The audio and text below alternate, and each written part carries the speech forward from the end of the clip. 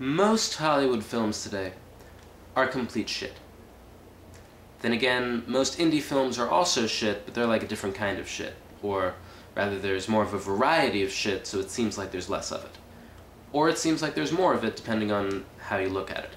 But overall, what we can agree on is that the standard of filmmaking throughout the entire industry has sunk into unprecedented depths.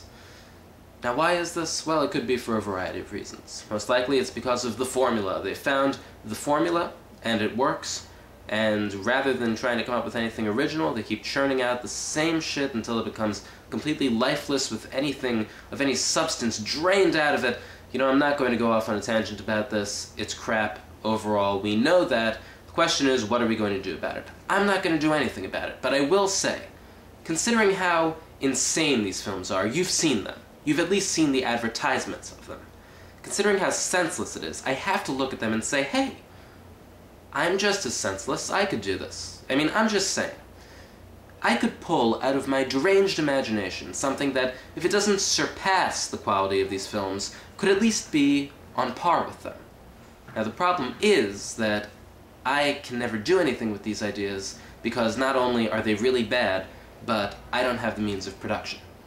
And when I ask people why I have no power or control over the means of production, they call me a socialist. Now, that could be because means of production here has two different meanings, or it could be because I'm a socialist, but that is a different story altogether.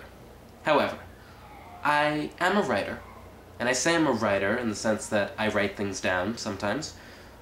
I've seen movies, so I think I know about the filmmaking process. So, while I can't make the film, I could still come up with the pitch. I am not going to sit here and pitch to you the next blockbuster Hollywood movie to hit your screens.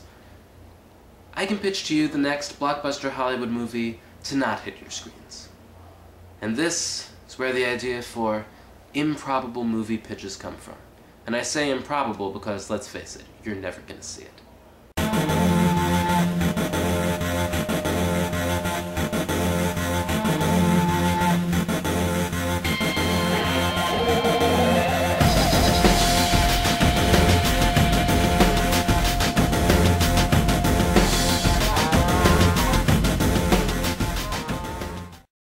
What does everyone love? James Bond. Okay, not everyone loves James Bond, but actually come to think of it, I know a lot of people who hate James Bond, and I'm one of them, but still, he's an effective character type. So you take a James Bond-like character, a similar character in that he's a British Secret Service agent who's really smart and witty and sexy and has all sorts of gadgets and he's really classy, only he's not like James Bond in some ways, like he's not a slut. In fact, he's engaged to a member of the British government. Kind of a subplot going there, yeah? No, it's not Margaret Thatcher, if that's what you were thinking.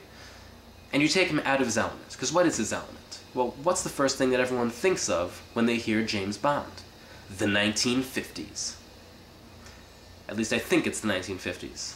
I've only seen one James Bond book at the bookstore once, but I saw it, I looked at it. I mean, I wasn't going to read it, I don't even like James Bond, but still, I mean, it's probably the 1950s or the 1960s, whenever. I mean, Sean Connery was young back then. And that's just the movies. The books are even older, so yeah, let's assume it's the 1950s. This character, specifically, even though he's not really James Bond, he could essentially be from whenever, so he'll be in the 1950s. Yeah, that'll be really cool. Anyway, he's taken completely out of his element, because he has to go forward in time half a century to the present day to team up with a badass cop with an attitude problem to save the world. The movie starts off, he's on some secret mission to save the world from like an international crime lord or whatever, and he defeats him and all this stuff happens, but his superior comes and tells him that he's got a special mission for him involving time travel.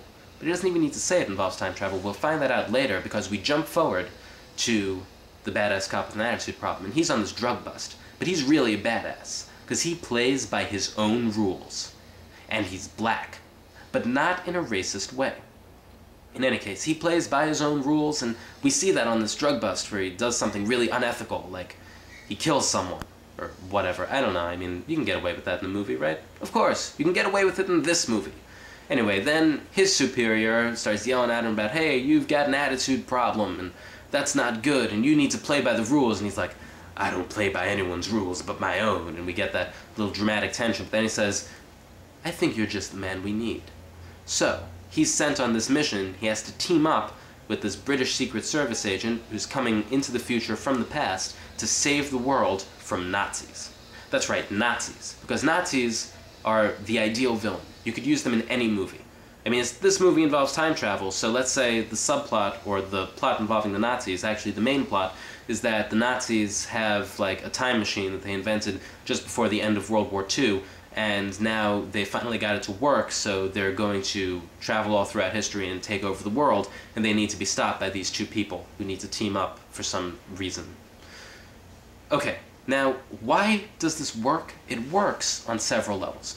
On one hand, it's an action movie. It's got Nazis and James Bond, and a badass cop. I mean, that's like 3 perfect elements rolled into one. But at the same time, it would work as a comedy. That's right, an action comedy, the industry term for which is train wreck. Now, it's interesting because you have these 2 very different character types. So, when each of them gets into situations that are inappropriate, they'll be really embarrassed and awkward, on top of which they won't even like each other because they can't work together because they're so different. Like, when they have to go to the white tie dinner to get the plans for the time machine and information from the World War II veteran, it's like the badass cop doesn't know how to respond. He doesn't know what to do because it's a white tie dinner and he's like from the streets, which is where he works because he's a cop. Or it could be the same, the Secret Service agent, he gets really awkward and uncomfortable when they have to go to the downtown brothel to get the secret information from the prostitute. And also, it works on yet another level because there's the whole time travel thing. That is to say, he'll be a really high-tech secret agent for the 1950s, but in the present day, his technology will all be obsolete. So it'll be like there's a scene where he has to use a computer or a CD player and he has no idea what it is or how it works. It'll be humorous. And also, anyway, the main plot that you've got going on is that, well, yeah, they have to save the world from Nazis. And you can have, like, subplots involving women, something along those lines. Like the badass cop and his girlfriend are having this relationship problem, and she says, if you don't save the world, I'm leaving you. Then he saves the world, so she doesn't leave him. And then, anyway, I don't know what happens in the middle, but at the very end you have this climactic scene where the Secret Service agent finally researches history. He finds Wikipedia and YouTube.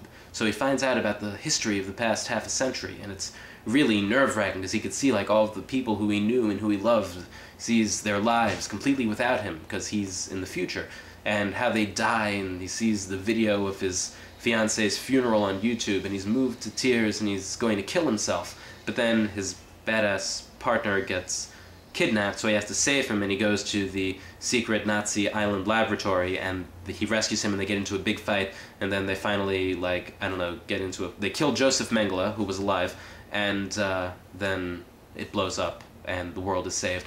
And the guy, the badass cop, ends up getting married to his girlfriend, because she's not leaving him since he saved the world, and it turns out, like, hey, it's good that he was such a badass, because that's just what was needed.